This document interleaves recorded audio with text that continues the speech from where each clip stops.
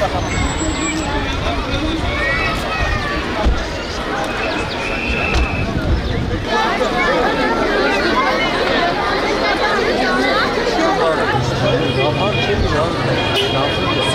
saat çok güzel.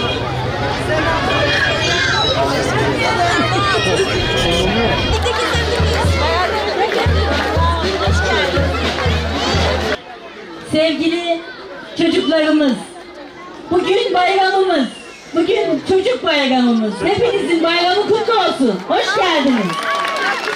Sevgili anneler, babalar, çocuklarımız bizim geleceğimiz, gözümüzün nuru.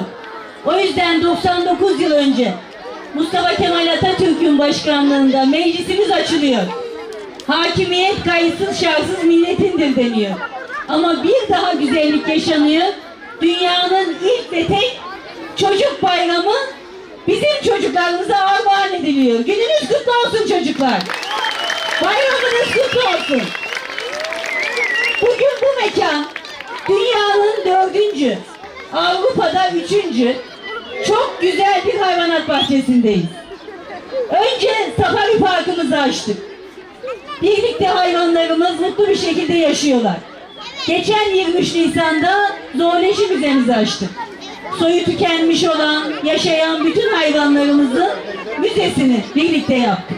Şimdi arkamızda da bir kelebek müzesi, kelebek bahçesini açıyoruz. Hayırlı uğurlu olsun. Şair o kadar güzel anlatmış ki kelebekleri. Kelebekler konsun avuçlarınıza. Naif ve de zarif diyor. Taşısın gökkuşağını kanadında. Boyasın yüreğinizi en güzel renklere. Kelebekler konsun yüreklerinize. Tüm hüzünlü acılar artık son bulsun diyoruz.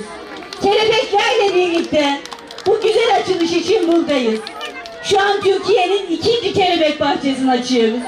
İçinde kelebeklerin sevdiği bitki çeşitliliği, dünyadaki bütün kelebek çeşitleriyle birlikte hakikaten güzel bir bahçeyi hep birlikte açacağız.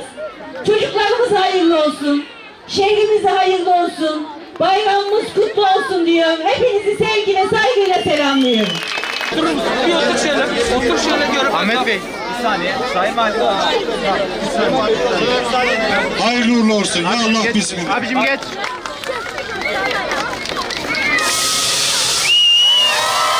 Arkadaşlar biraz açalım ya. Sayın Valim buyurun.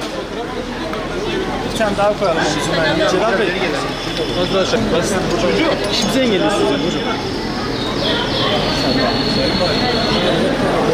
Sen oraya boş, arkayı bir boşaltalım da fotoğraf alacağız. Hocam şuradan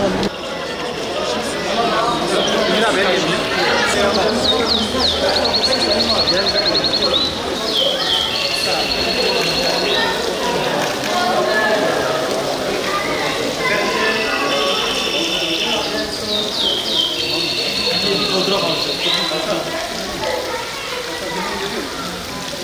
Başka bir fotoğraf alacağız hele.